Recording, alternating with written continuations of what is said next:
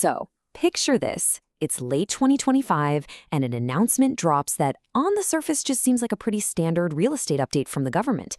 But this was no ordinary announcement. It sent absolute shockwaves through Washington because it was about the future of the FBI's headquarters, and it unraveled a story of power, politics, and a hidden cost that was frankly staggering.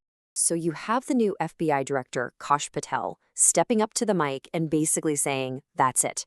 After 2 decades of trying, we're finally closing the doors on the J. Edgar Hoover Building for good. Now, for years, pretty much everyone agreed that this had to happen. But the real story wasn't that the iconic building was closing, it was all about how it happened. And look, on its face, the logic seemed totally solid, right? The problem? You've got the Hoover Building, a place that's literally crumbling, totally outdated, and a massive security risk. The solution? Just a few blocks away, you have this huge, modern federal building that's all set for a new tenant. It really looked like a straightforward, common-sense win for taxpayers. But, when something in Washington looks that simple, it usually isn't. So, was this really just an open and shut case of smart government? Or was this move just one piece of a much bigger and way more controversial puzzle? Let's dig in and peel back the layers. Okay, so first things first, let's be absolutely clear about why the FBI had to move it all. The J. Edgar Hoover Building, it was this famous symbol of federal power, right? But behind that brutalist concrete facade, it was an absolute disaster just waiting to happen. There was total agreement across multiple administrations that the FBI had to get out of there. And I'm not exaggerating when I say disaster. We're talking about chunks of concrete literally falling off the building. They had to put up nets to keep it from hitting people on the sidewalk. Inside, pipes were bursting all the time, right over sensitive evidence rooms and server banks. Technologically, it was a dinosaur. But worst of all, it was a security nightmare. A sitting duck for the exact kind of attacks the FBI is supposed to prevent. So yeah, moving wasn't just a good idea, it was an urgent necessity. Okay, so if everybody agreed the old building was a wreck, where's the controversy? Well, it's not about leaving. It's about a plan, a really detailed, decade-long plan for a new home that was all funded, approved, and set to go. And then, poof, it just got thrown out. You see, for years, the GSA, that's the government's real estate agency, did this massive, exhaustive search. And they picked a spot in Greenbelt, Maryland. The reasons were pretty compelling. It was the cheapest option for taxpayers. It had fantastic public transit access for the thousands of employees.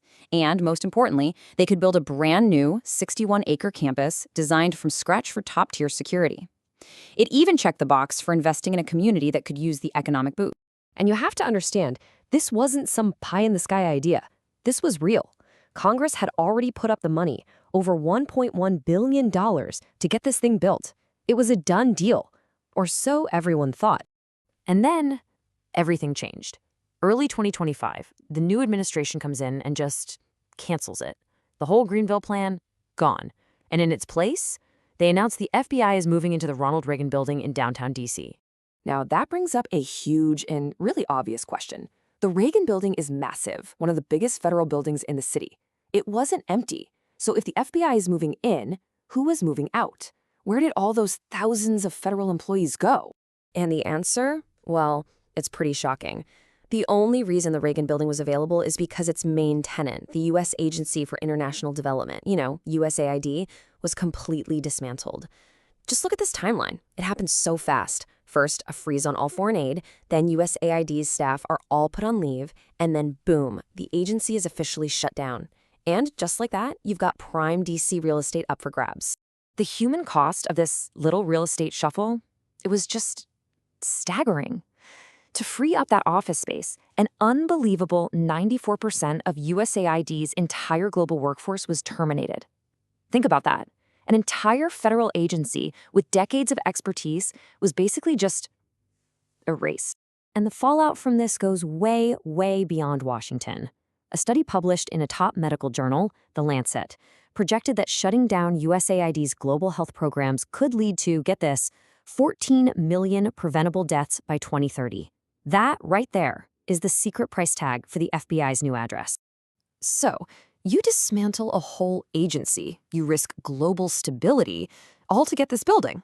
You'd think it has to be the perfect new home for the FBI, right? A state-of-the-art fortress? Well, this is where the story gets even stranger. Okay, so there's this really important security standard called ISC Level 5. Just think of it as the Fort Knox of federal building security. It is non-negotiable for an agency like the FBI. A key part of it requires a huge buffer zone, a big standoff distance, from public roads to protect against things like large-scale attacks. So there's the Reagan Building meet this standard. Not even close. It is a spectacular failure on this front. I mean, it's built directly over a public metro station. It has a public food court and even a children's museum right inside it. And the biggest issue? Just like the old Hoover Building, it's right up against Pennsylvania Avenue with basically zero setback. It has the exact security flaw that made them leave the old building in the first place. When you put them side by side, the choice is just baffling. The canceled Greenbelt plan was designed from the ground up for that level 5 security. The Reagan Building is practically a public space. Greenbelt could hold over 7,500 employees.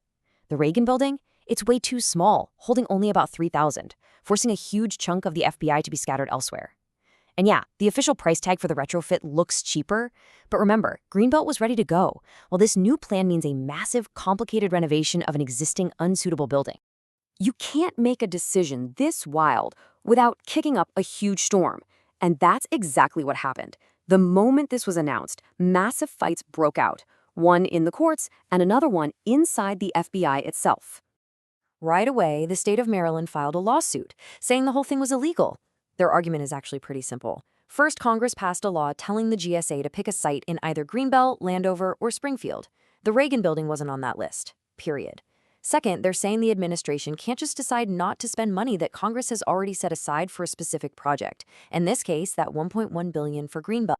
Now, the administration's counterargument is a big constitutional one. It's based on a pretty controversial interpretation of presidential power called the unitary executive theory. Basically, the idea is that the president has total control over the executive branch, and that authority allows him to decide where agencies are located, even if Congress says something different. So while that legal drama is playing out, the FBI is practically at war with itself. Director Patel claimed the move to a smaller HQ was part of a field-first strategy to get more agents out of D.C. But a lot of agents saw it as attrition by relocation, a sneaky way to force experienced agents to quit. At the same time, you had fired executives suing and whistleblowers coming forward saying Patel was using a loyalty list to purge anyone who wasn't on his team.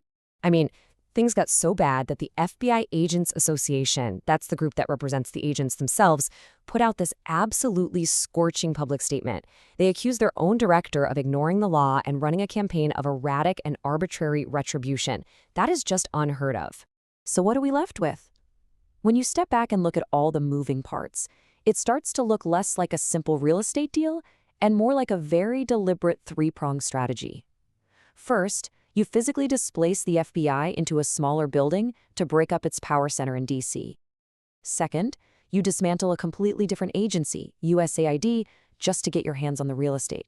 And third, you use the chaos to realign its personnel and ensure direct presidential control. And all of this brings us back to the central question. Was this whole thing a masterstroke of government efficiency that saved taxpayers billions? Or was it an incredibly reckless, high-stakes gamble with our national security, with global stability, and with the very independence of American law enforcement? The true cost of the FBI's new home? Well, that's something we're all still trying to calculate.